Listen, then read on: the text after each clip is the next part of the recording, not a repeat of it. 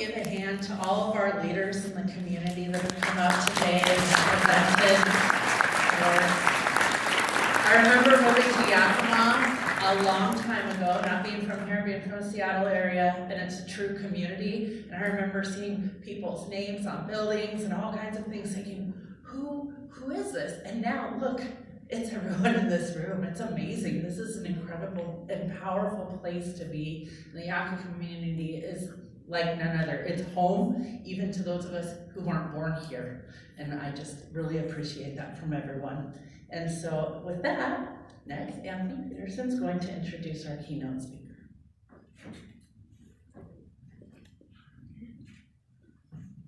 All right. So as we honor the life and legacy of Dr. Martin Luther King Jr., we are reminded that his dream was not only about justice, but it was about responsibility. Responsibility to one another, responsibility to our neighborhoods, and responsibility to reinvest our time, our talents, and our resources back in the communities that shape us. Today's keynote speaker lives out that purpose. Tyler Monk, a good friend of mine, is the founder of Underdog Mentality.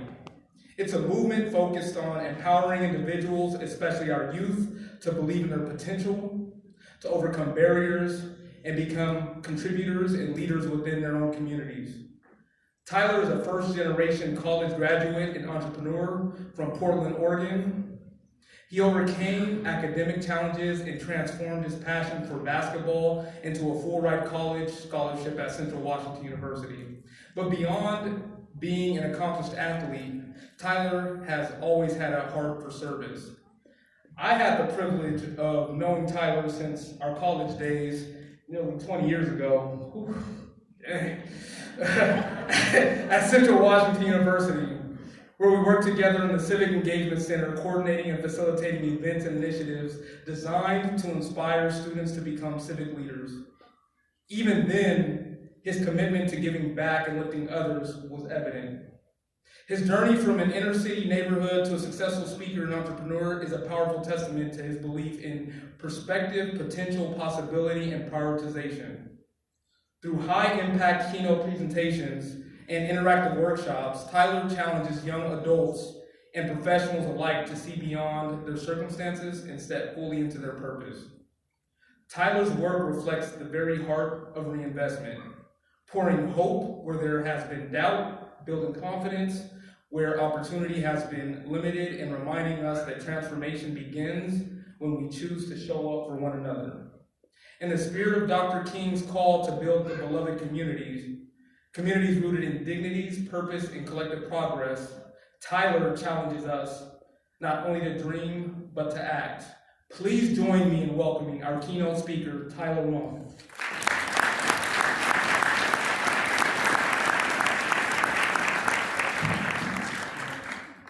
Well, I don't know about Anthony, but I was 10 when I was in college. I don't know what happened. You old and dusty, quick. Look, am I back home? This feels like home here. Listen, I'm from Portland, Oregon. Oh my, do we need something like this? This is beautiful. It's an honor and a privilege here to be with you today. Where do I start? That's a good place to start, isn't it? Thank you, Miss D. We just met, we're connected. She knows my auntie, Cynthia. I just want to share this. First and foremost, can we cut down the length of the introduction for me? My goodness, that was way too long. I'm really not that cool. I'm just a kid from the inner city of Portland, and I've been doing this thing for about 20 years, and I love it. Seeing all the young people come up here and share their passion, share what they're excited about in life, even if they're nervous. My young people, can I tell you something? Everybody in the room is nervous to get up here on the stage. The reality is this. If we want to break down fears, one of the top fears people have is the fear of public speaking. Guess what comes first? The fear of public speaking or the fear of dying? The fear of public speaking. How you gonna speak and you deceased? You can't talk to nobody then. So, oh my goodness, way to come up here, overcome some fears. and do what you did, and you inspired me just to be better. Let's give these young folks and everybody that's left the stage a round. All right, I was told I gotta bring some value here. I wanna bring some value. I wanna take you back 1984. I'm assuming that's the first year y'all had this event. 41 years ago, that's what I saw on the flyer. And whoever put me on the flyer next to Dr. King, I'm gonna slide you a couple $100. You're making me look way too important. What was that? Goodness gracious, Tyler up, keynote speaker, Dr. Martin Luther King. What did they say? No, very different. 41 years ago, I was born in Portland, Oregon. And y'all been doing this for 41 years. That's wild. And here I am here to share some stories with you. And what I want to talk about, the main thing I want to talk about is what's your why and why does it matter? So can we do a lot, because we've been sitting down for a long time now. Okay? And y'all been tuned in and locked in. I don't know, my man is knocked out. Okay, yeah, young fella. I want you to stand up when I ask a question. Without shadow of a doubt in your mind, without hesitation in your spirit, with everything in your soul, you can answer yes to this question. Who knows why they showed up today? On the count of three, I'm going to ask you, and if you know why you showed up today, I want you to stand up on the count of three. 1, 2, 3. Okay, see what you didn't know, I'm going to have you voluntold now. Okay, here we are. Use your loud voice. We got one mic. One of the people, don't try to sit down now. Oh, don't try to sit down. Let me ask you, who in here who stood up, Tyler, this is why I showed up today? Who wants to share? You get to shout it out. Yes? Performing. For performing. Let's give it up for that, for performing. Absolutely. What else? To commemorate Dr. Martin Luther King. Okay. When I found out that Tyler Monk was going to be here. Oh, come on, stop. I definitely did not want to. Okay, Miss D did, okay, Miss D. Look, Miss D did not know who I was until 5 minutes before I came in here. You stop playing, cut it out. All right. Anything else? Any other reasons why we decided to show up today? You had your hand up? Future of my grandchildren. Future of your grandchildren. Who got grandbabies? Who has kids, children? Who's maybe changed their kid's name like midlife? Can I give you an example? My son might have borrowed at 9 years old some money to get Roblox. $1,500 worth of borrowed. I changed his name from Amari to Audacity. You've lost it, boy. You got the audacity. He's still working it off till he's about 29. Right? The boy, he was passionate about those video games. You see, when we know why we show up, when we know why we do what we do it even when it's not easy. Dr. King showed that so often. What I think gets misconstrued, and y'all can have a seat unless you want to stay stretching, you're good. I think a lot of the time the messaging, I remember when I was in school, it was this beautiful, poetic, process, and there was never challenge. It was a little bit of challenge, but it was met with this beautiful words and all these followers and all that. What you don't see is the trenches. They don't want you to see that. They don't want you to see the times of fear, doubt, uncertainty. You see, when you're going to do anything big, anything that's going to require more of you, that's when you're going to be met with resistance. Anybody work out in here? Okay, we need some more people in the gym. Okay, come on now. When you're out of school, there's this thing called physical education. You got to stay consistent. You understand what I'm talking about? Okay, now let me holler at you. You go to the gym, you do leg day. Who can sit down? Day 2, I'm so sore. I'm hurting. But guess what's happened? I face this resistance. My muscles have torn. They built back up, and now I'm gonna be stronger. So how I looked at Dr. King and his messaging, the reason I love to talk about what's your why and why it matters is because it forces me to dig deeper than just the surface level. No mud puddle solutions here. You gotta dig deep. You gotta go down. And even when you don't feel like it, there's a level of commitment. So I want to share this concept called the 4 P's to the power of choice.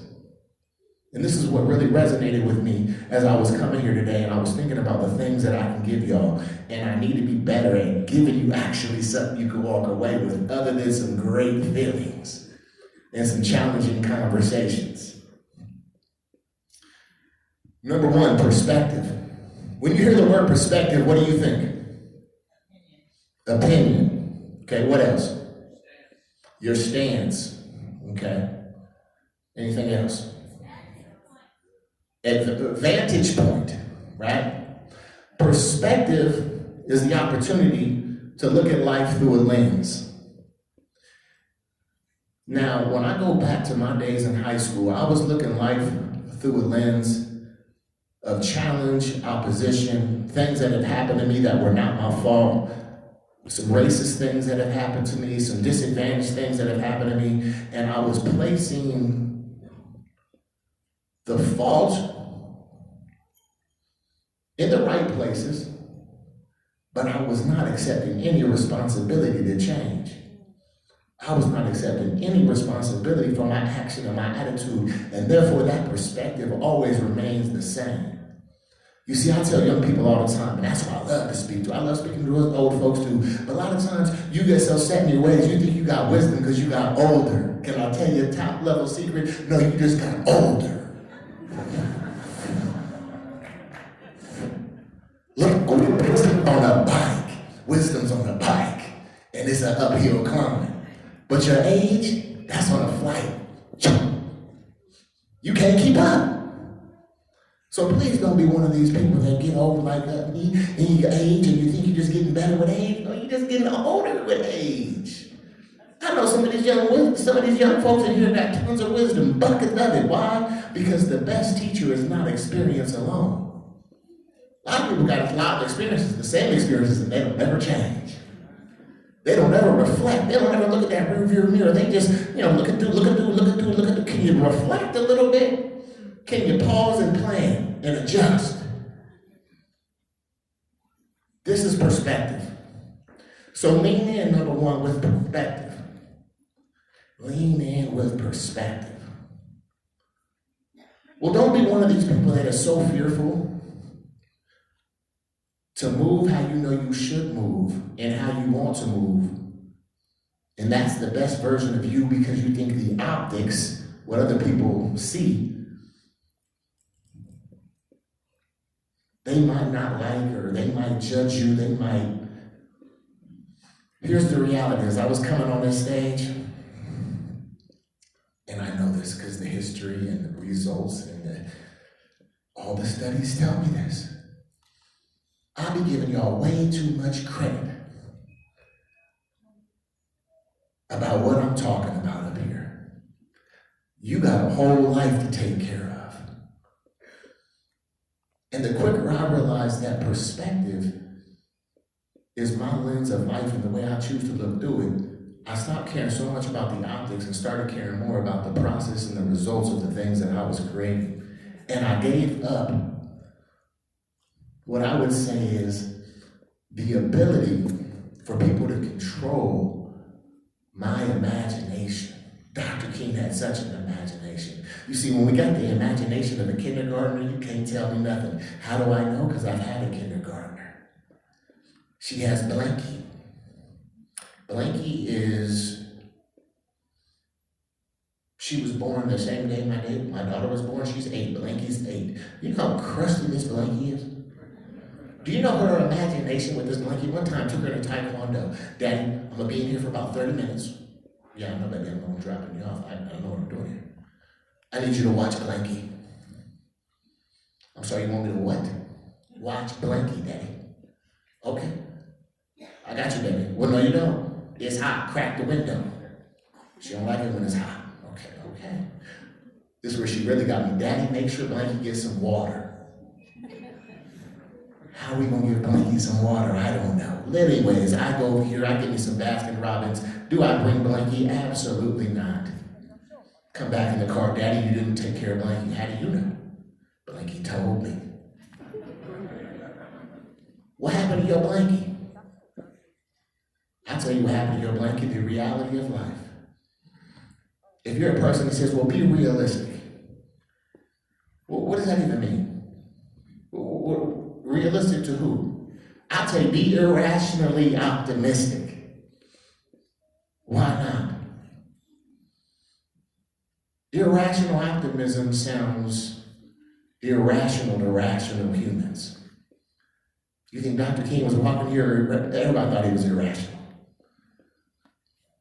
But he had a level of belief, a level of hope. You see, the underdog mentality, that's my brand, that's what, I'm an inspirational speaker, storyteller. It's an unwavering belief in ourselves despite our circumstances, our conditions, or the critics that surround us. The circumstances, the conditions, or the critics that surround us, that has no dominion over how I'm fit to move. Because I got my perspective on right. Number one. Number two, I lean into my potential. Anybody ever watch the show Chopped on Food Network? I'm the only one doing that? Okay, you're not telling the truth. I see.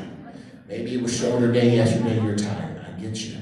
Let me talk to you. On Chopped, how it works is we got 4 chefs, 4 judges. Judges are judging the food. You open up these baskets, you got these baskets of mystery ingredients.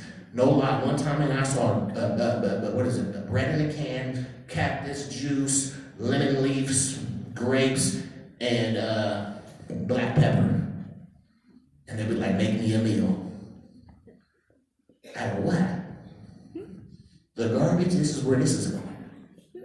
And they make this meal. And I always would pick the person I thought would win. I said, ooh, you see how they did that? Put a little olive oil, a little bit of lemon juice, salt and pepper.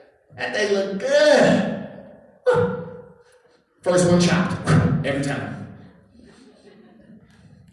And at the end of the show, what I realized is the judges would use 2 words to describe the winner. They would say maximize and transformed. You see, are you maximizing your potential to transform yourself and others? What I know is we got a lot of room lighters in here. There's 2 types of room lighters. You want to know who? The ones that light it up when they walk in, it's very pleasant. Thank you for being here. Look at y'all, these lovely smiles, these lovely humans. And then there's the one that light it up when you leave. Thank you. Why don't you come back when you're wearing a new attitude? Thank you. We're not here for this. Potential. Potential is a present but not yet visible excellence or ability that's yet to be developed. You see, we all have this greatness. All these chefs have the same ingredients. But why is one person making this delectable, tasty dish and this is straight nasty? Because this person is maximizing the potential of those ingredients. 3rd P, and then we got one more. You see, when you look through a lens of perspective, like Dr. King did, look at my perspective. Let me see what I'm going through. What am I seeing? What are these disadvantages? What are these egregious acts that are being done, not only to my people, but to a community as a whole? Now, what can I do to maximize my potential? How can I share a message and give my gift away to inspire people? You see, everybody in this room is a leader. A leader is an influencer. You either influence people negatively or positively. Your choice. Even the most nervous, what's the word I'm looking for? When you have an outgoing person, what is that called? Extrovert, okay. I'm the speaker, you think I would know these terms. Extrovert, introvert, even the most introverted person in this room is gonna impact or influence at least 10,000 people in their lifetime. What do we got here, a couple hundred? So even if you're the person who loves humans, but you don't like the interaction, you get nervous, you're not here for this. Tyler, do not call me, whatever this brother do. I'm ready to jet out the back door. Matter of fact, I'm standing by right now. If he points at me, I'll gotta take a call. You gotta pick up the phone. And we can see it's on. You're not talking to anybody. Even the most introverted person is going to impact that many people in your life. So you really don't have a choice. You're going to impact and influence regardless. I want you to think about that. And the possibility. Possibility isn't magic, it's momentum. And when you get momentum going, it's like going downhill on your 10-speed cruising. Or maybe it was like when COVID hit and I went and got me a bike and I just bought a house on a little hill. Went down easy. Went back up like, hey babe, yeah, 2 pedals in, can you come get me? Bring the truck. Tired. Isn't it easy to move when things got momentum? I call it the big mo. When you got momentum on your side, when everything's going right, everything's flowing, it's easy. Who is it? Who are you when you have to show up and you have to meet a level of commitment? Here's what commitment is. Dr. King says it. Commitment is staying true to what you long after the feeling has passed that you set it in. Let me tell you again. Commitment is staying true to what you said long after the feeling has passed that you set it in. We congregate here, we get excited, we do this in schools and churches and all these lovely places. But when the rubber meets the road, is how you doing next Tuesday in the snow hit. Go outside, window smashed. Is it going to knock you off for 1, 2, 3, 4, 5 weeks? Or, 1, 2, 3, 4, 5 minutes. Put things in a proper perspective and say, look, I still got them whole. I'm good. I can still whip this thing. Let me get it fixed, though. Don't want to be illegal. My officers, I see y'all. They're going to give you some grace. Do you understand what I'm talking about? Commitment. Now, the last thing is, we got to prioritize. Anybody good at procrastination? Woo! Raise your hand if you're good at some procrastination. Where my students at? Come on, I'm a professional procrastinator. Central Washington University couldn't get enough of me. Let me talk to you, and I'll wrap up with this. If you're a procrastinator, really what you are is you misappropriate properly, putting things in the proper order that they should be getting done. Do the big things first, the things that are going to take you a lot of energy, the things that are going to take a lot of just mind power, willpower, dedication. Dr. King says this. We budget our money, some of us, we got to budget our time. Because here's what I know we all have. When it comes back to potential and these mystery ingredients, they're no mystery. Here's what we all have in common. We all have, guys ready? A heart beating in our chest. You got to feel that. We all got breath in our lungs. You don't really want to smell that, but you got breath coming out your lungs, okay? We have the ability to choose, the power of choice. And my late great sister, Melissa Mae Monk, she said, anytime I started complaining about, I ain't got no time, sis, I'm busy. Got all these kids, they want to play all these sports, I still got activities, I'm trying to stay in decent shape. She said, Tyler, guess what? I said, what's up, sis? You always got the words for me. She said, you got 24 hours in a day, just like Beyonce. I said, you gonna throw Queen Bee in there? What is that about, sis? I love you, but goodness gracious. We all got 24 hours in a day. It's how you spend it. Where you spend your time, where you spend your money, where you spend your mental capacity really will show what you prioritize. It ain't all this. It's where we walking, how we moving. So I want to leave you with this quote. Number 1, thank you, Anthony, Mr. Peterson, for bringing me out here. The lovely people that have graced the stage. I mean, I had 3 prayers on me. I'm in a blessed room. What are we doing? Okay? And just a community of love. This is cool. This is like new family to me. And that's how I look at it. So if I see you, it's what's up, fam? What's up, family? How y'all doing? Thanks for having me in your community today. And the quote I want to leave you with is this. You can't see what you don't believe, and you can't believe what you do not look for. Okay, I say it again, reverse. You can't see what you don't believe. So what do you believe to be true? About you, yourself, your potential, your journey, the vision that you have that encompasses a community, your gifts, And what opportunities are you seeking out to make those come to fruition? That's my time. Y'all have been a great group. Much love and encouragement. And I'm going to pass this back over to whoever wants to take it because I'm done. Thank you very much.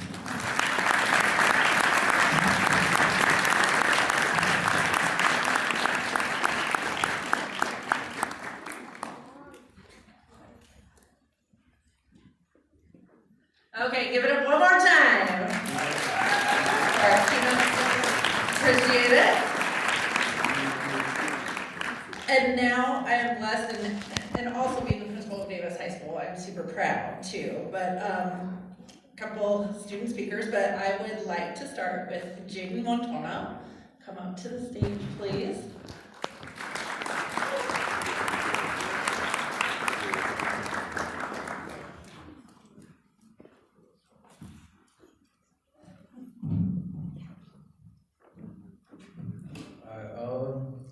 Good afternoon, everyone. My name is Jay Montano. I'm a freshman at Davis. I'm 15 years old. Damn, that's not old to you made me realize how old I am, man. But like, alright, so Martin Luther King Jr. He's like, the fact that I can't say the words right means that like he's such a good guy. But like,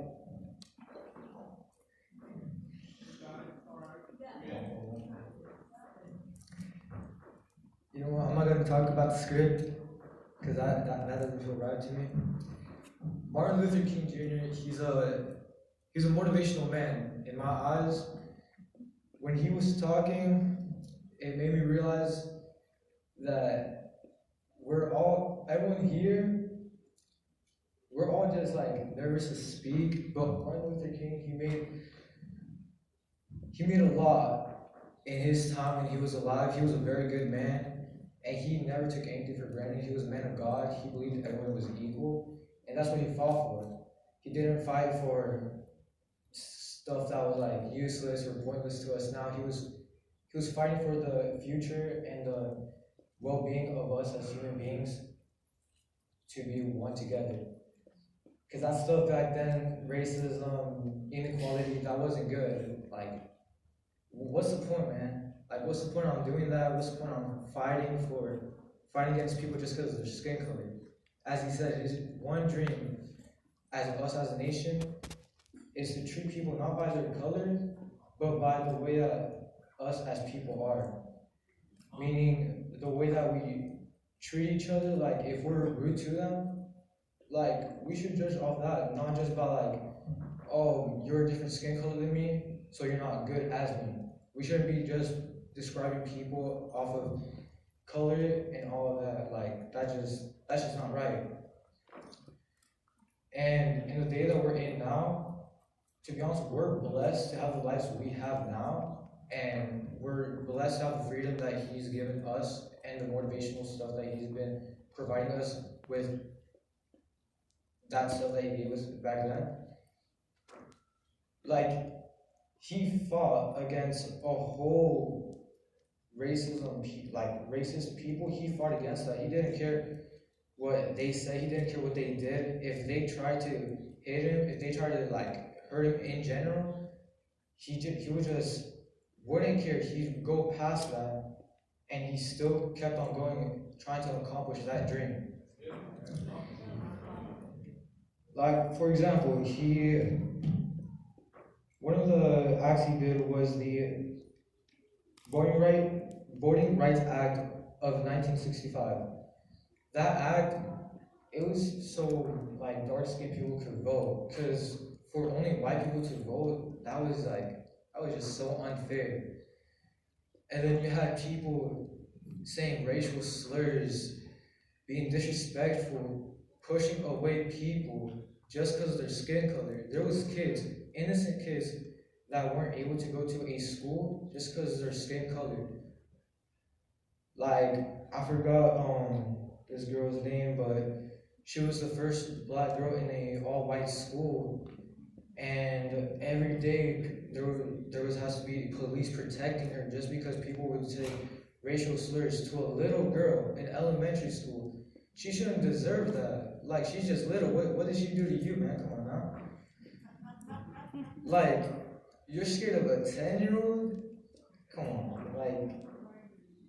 like there was even a movie about this. People saying racial slurs. They even had weapons towards her.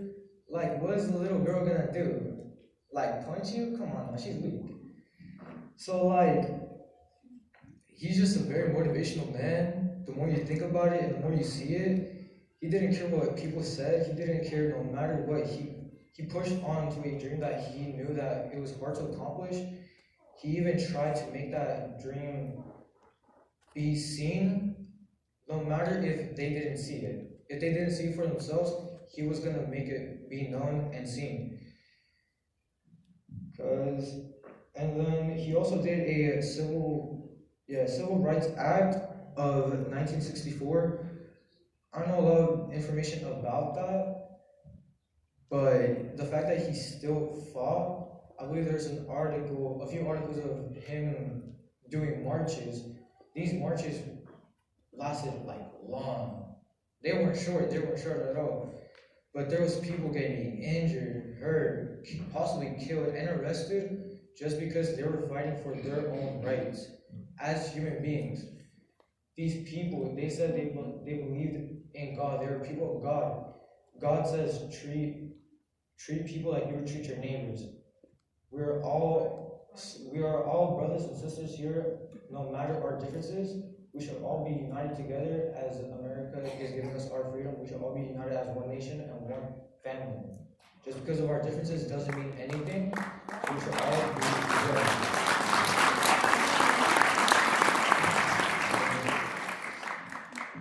And then, since like God tells us, treat those equally as you would also want to be treated.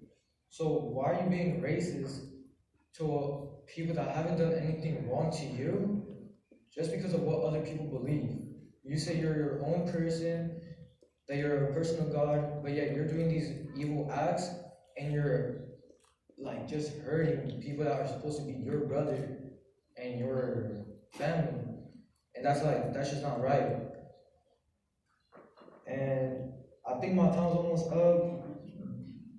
Is my time on? Is my time on?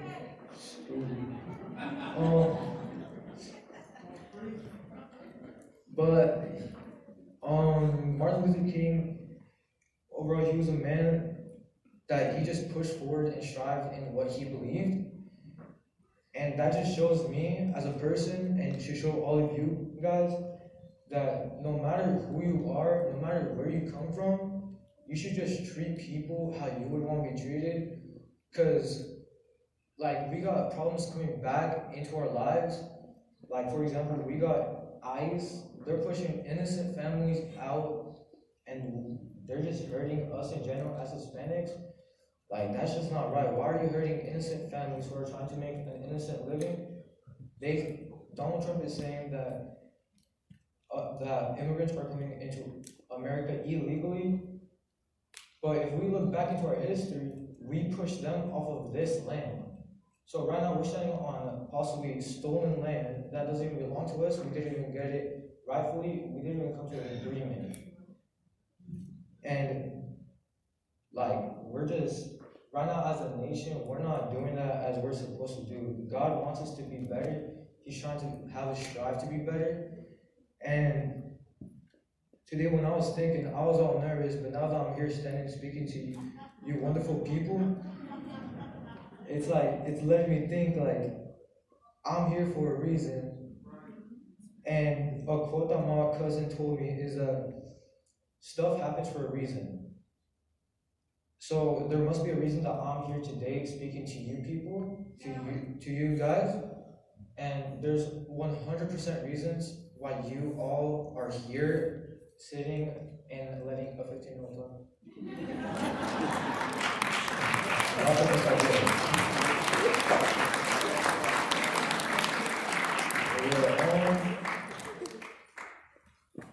So I'm gonna leave y'all with a quote that kind of reminds me of Martin Luther King. Strive to If you see a dream and you want to complete that, don't let nobody stop you. The only person that's stopping you from completing that dream is you. The only stopping point that's holding you back is your mindset and your physical points. Don't let anything, nobody, and I mean nobody, stop you from becoming the absolute best of yourself. Strive to be you and always believe in God, because He will have motivational and the best things in your life happen.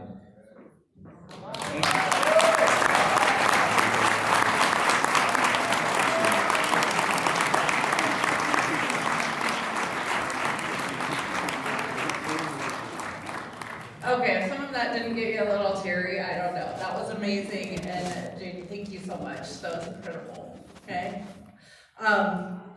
One of our speakers, Miss Kara Eggleston, is sick today, so she's not going to be here. But, and then Quentin Allen Greggs, he is actually representing at a basketball thing on the west side, but he really wanted to have what he felt in the space. And so Miss Courtney Hernandez is going to come up to read just a few words from him.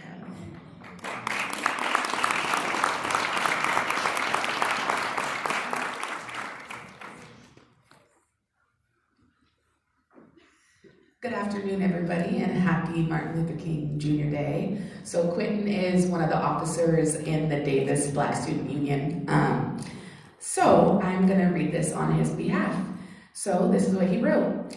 Dr. Martin Luther King Jr. emerged as one of the most significant leaders in American history, with an exceptional level of courage and commitment to justice that changed America forever. For Black Americans today, his legacy is the greatest gift they can pass on to their children and grandchildren. Dr. King spent his entire life fighting against racial discrimination and the injustices associated with segregation.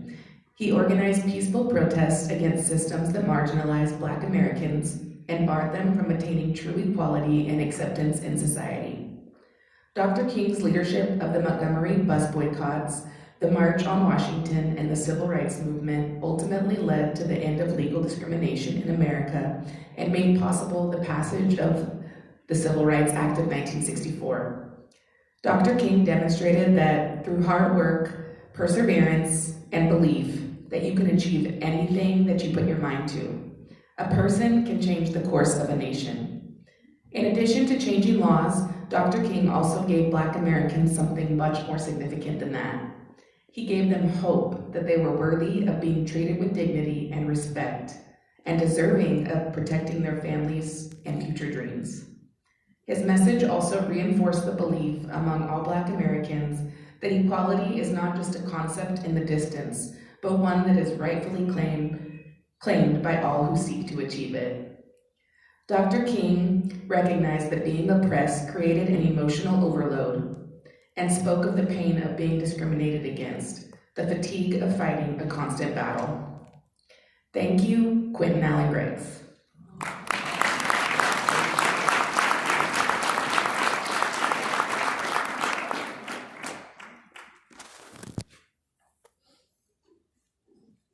Okay, for those of you who know Quentin, when you see him, you let him know we read his words and how meaningful they were. I will let him know as well. And he better win the basketball game. Anyways, is Miss Melissa Hill from Pacific Northwest University here? I want to, yes, stand up, please. Come on up. Come on up. Yes. I would just like to acknowledge the work that you've done, the work you had the students do. Do you mind saying just a word about that? I learned a long time ago to listen to principals, so I don't have any problem with that. A special thanks for allowing us to raise the voice of youth here. A special thanks to the committee. The posters that you will see behind you represent youth in this community, and they are part of a program called Roots to Wings at Pacific Northwest University that we sponsor and host. They learned about racism through epidemiology and the inequality that exists. They also learned about Dr. Martin Luther King and his journey through this program. Then they created these posters as agency, and this is from them. The future belongs to our little swans and to youth of this community. So I'm honored to be able to be here and put up those posters. Please take time to study them because there's a sense of urgency I feel that they brought with their messages of peace and love and belonging and inclusion and respect and justice that we cannot forget. So as a member of this community, I thank you for allowing us to share those words of our youth with you today. Thank you.